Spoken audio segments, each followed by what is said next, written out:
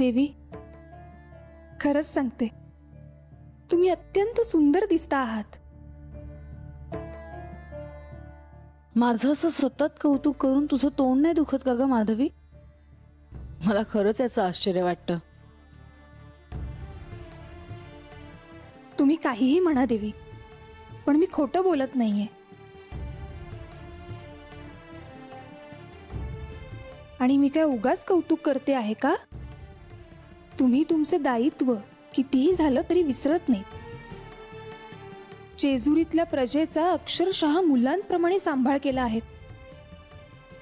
कधीही त्यांना काहीही कमी पडू दिलं नाहीत. ते ठाऊक आहे मला. आता तो विषय नको. तुम्हाला त्रास होईल असं बोलावं हा हेतू नव्हता माझा देवी. तू हे मुद्दाम केलं नाहीयेस हे मला ठाऊक आहे माधवी. तरीही माझ्यामुळे तुम्हाला त्रास झाला असेल तर मी क्षमा मागते.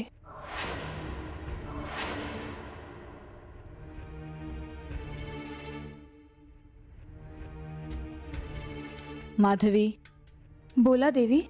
माझं एक काम आहे. तुम्ही सांगता क्षणी ते पूर्ण होईल. सेवकांकरवी चौडप्पांना निरोप पाठव की मी त्यांना बोलवलं आहे. हो देवी. पण कशासाठी बोलवलंय म्हणून सांगू?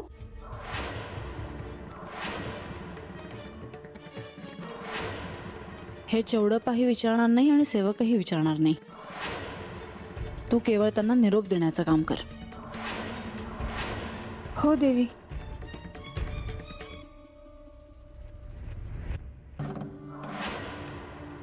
चला. म्या काय म्हणतोय, आज माफ का माहित ना? हा वय गणोबा. आणि कामामध्ये कुठली बी चूक झालेली म्हाळसा देवीसनी अजिबात चालत नाही. ठाव आहे ना मग तुला?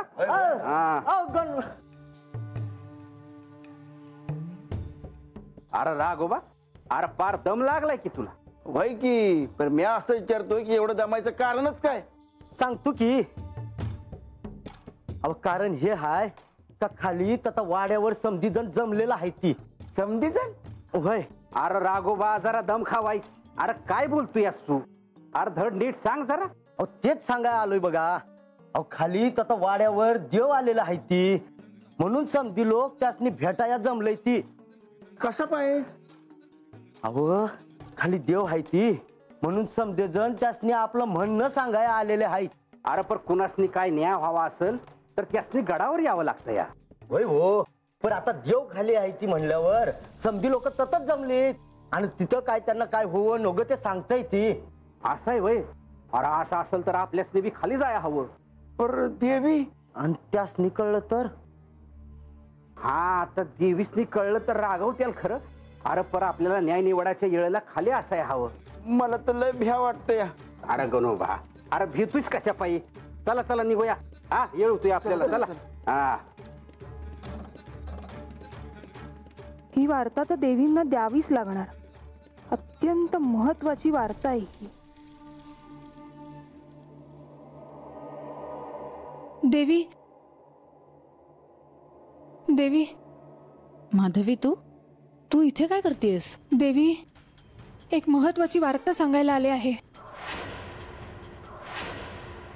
जाताना सांग. राजसभेत सगळे आले असतील, मला जायला हवं. पण ऐकून घ्या देवी, खूप वेळ नाही लागणार. बरं सांग, काय झालंय? आत्ता मी येत असताना गणोबा, राघोबा आणि चौडप्पा यांच्यात झालेलं बोलणं ऐकलं. असं चोरून ऐकणं बरोबर नाहीये माधवी. चोरून नाही देवी, मी जात असताना कानावर आलं आणि राहावलंच नाही. काय वार्ता आहे? बानूच्या वाड्यावर लोक जमा झाली आहेत म्हणे. का? देव खाली आहेत. लोकांना न्याय हवा आहे म्हणून सगळे खाली जमले आहेत. आणि आता चौडप्पा, गणोबा आणि राघोबा तेही तिकडे गेले आहेत.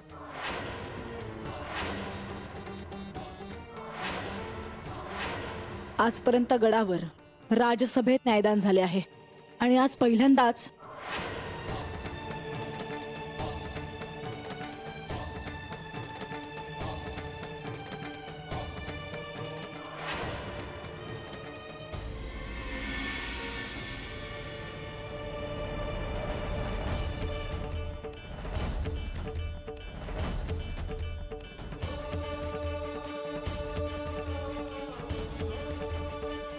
देवा, म्हणजे मला असं विचारायचं होतं का आपण ह्यांचं नुसतं म्हणणं जरी ऐकून घेतलं असतं. अशामेळ हा प्रश्नच उद्भवत नाही, कारण जे काही महत्वाचे निर्णय घेतले जातात ते प्रजेच्या कल्याणासाठीच घेतले जातात. ह्यात शंका घेण्याचे काहीच कारण नाही. मला केवळ इतकंच म्हणायचं होतं की तुम्ही जरी गडावर गेला असतात तरी तुम्हाला तिथे न्याय मिळाला असता. देवा, काय चुकलं असेल तर आम्हाला क्षमा करा जी, पण आमच्या मनात असं काय बी नव्हतं का देवीसनी सांगायचं नाही. देवा, तुम्ही हता हायसा हे कळलं आम्हासनी, आणि आमच्या मनात जे हाय ते तुमच्या कानावर घालावं हा विचार आला म्हणून क्षण आलोय बा. शिरपा, ह्यात तुमची काहीच चूक नाही आणि त्याबद्दल तुम्हाला शासन देखील मिळणार नाही.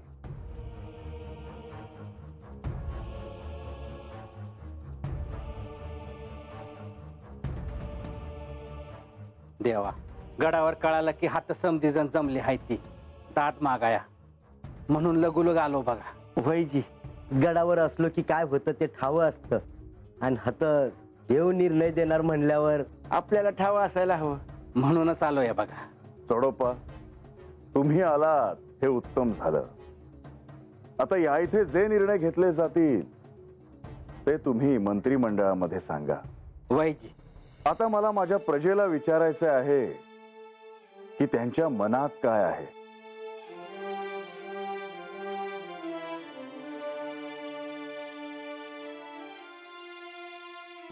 असं काय झालं की त्यांना दाद मागायला, न्याय मागायला इथवर यावं लागलं. महाराजाताईसनी हे आवडणार नाही हे ठाव आहे मला.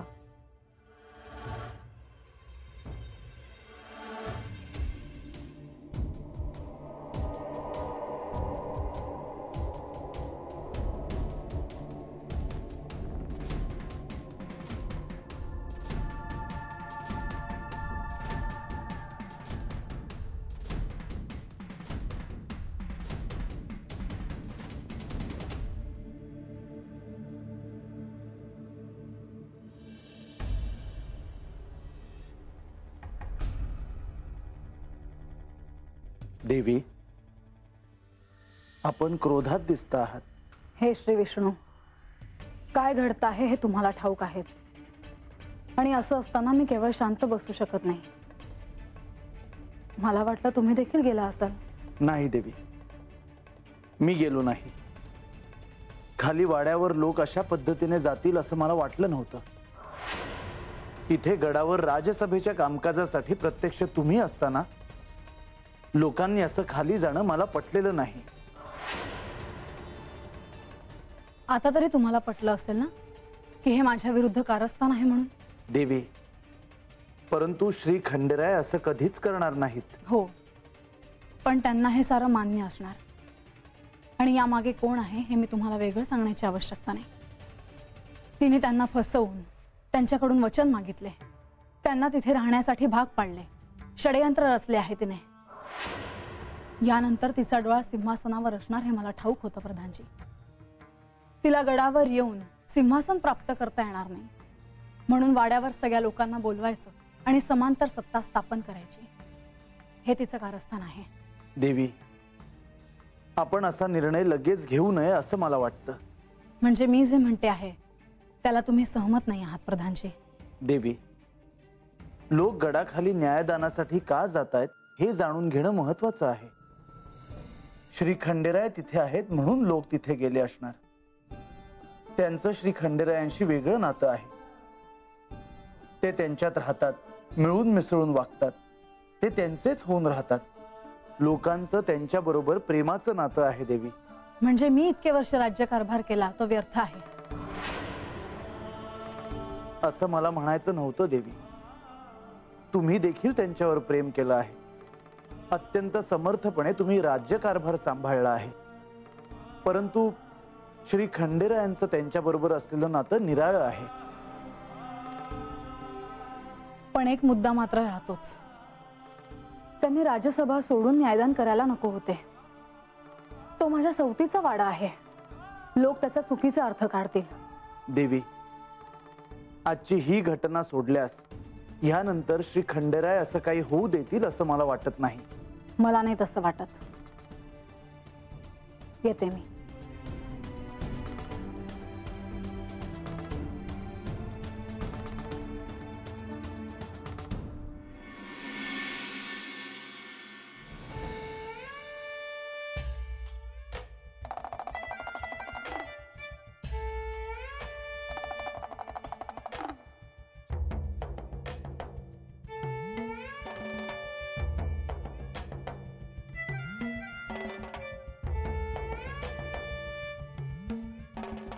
देव गेले जेजुरा.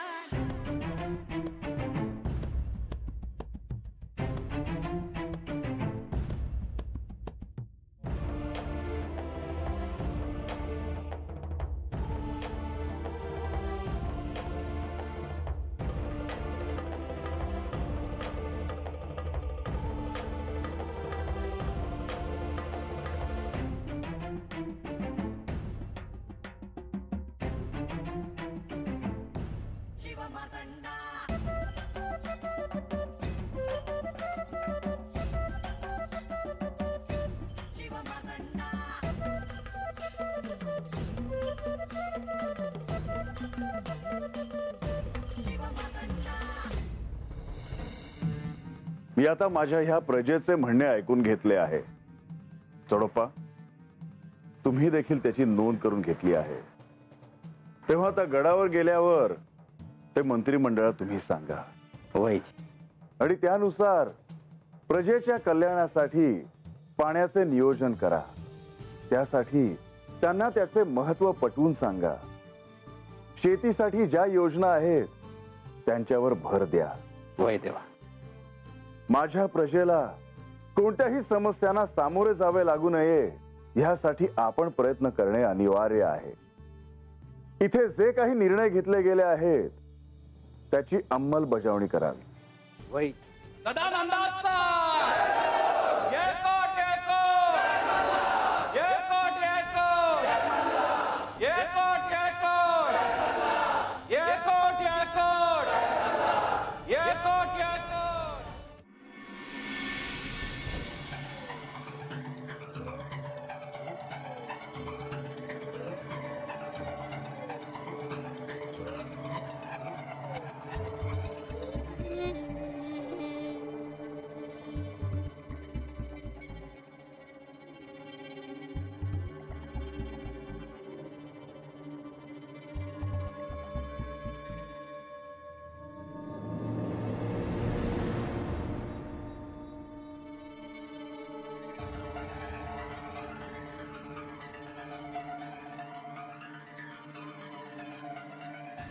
मला एकटं सोडा. तुम्ही सगळे जाऊ शकता.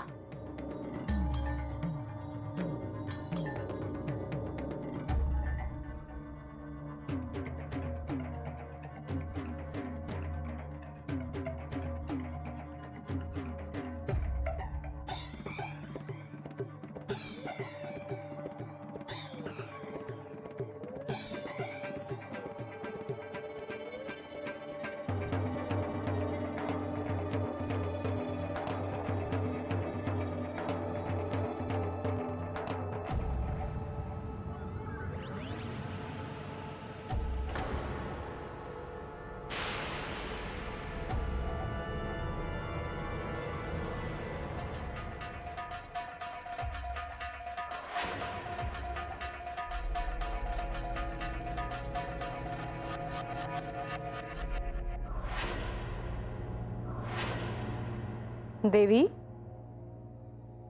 इथे कोणीही नसलं तरी मी आले आहे. तू निघून जा इथून. मला तुझ्याशी काही एक बोलायचं नाही. मी जाणारच आहे, पण मी तुम्हाला सांगायला आले आहे की मी तुम्हाला सांगितलं होतं तसंच सगळं घडतं आहे. आणि कितीही कटू असलं तरीही जे सत्य आहे तेच मी तुम्हाला सांगितलं होतं आणि तेच मी तुम्हाला सांगते आहे.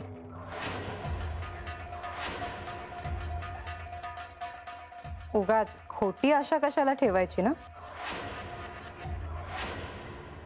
आता अजून काय सांगायला आलीयस तू?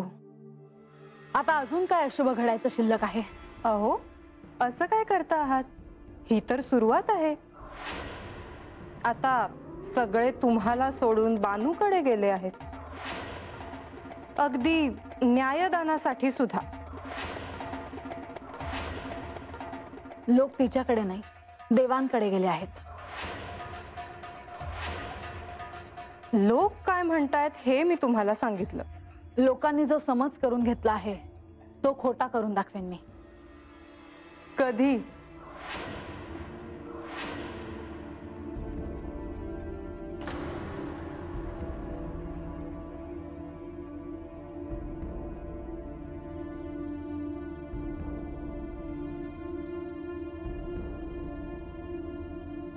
तू जर माझ्या दुःखाची थट्टा करशील तर या गडावरच काय, माझ्या राज्यातही मी तुला येऊ देणार नाही.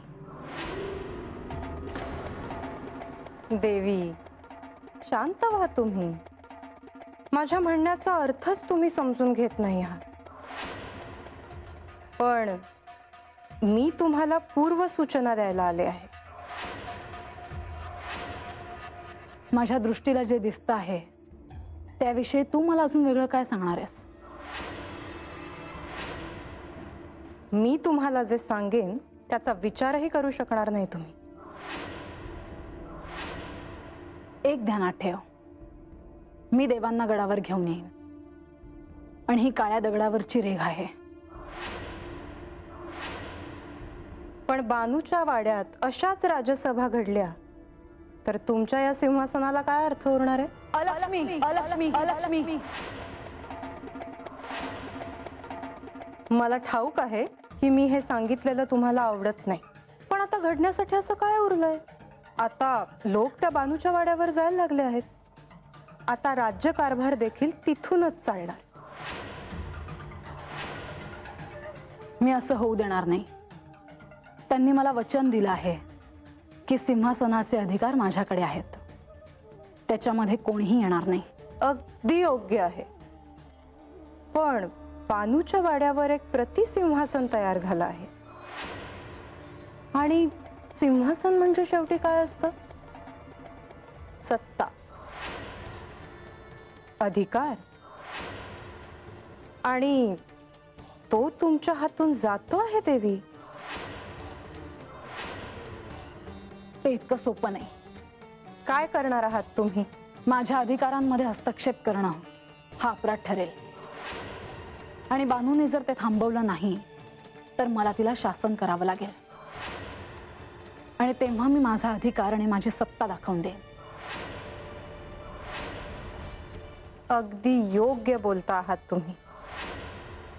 परंतु आता तुमच्या समोर हे महत्वाचं आहे, ते श्री खंडेरायांना महायज्ञासाठी परत आणणं. तू पाहशीलच मी काय करते ते.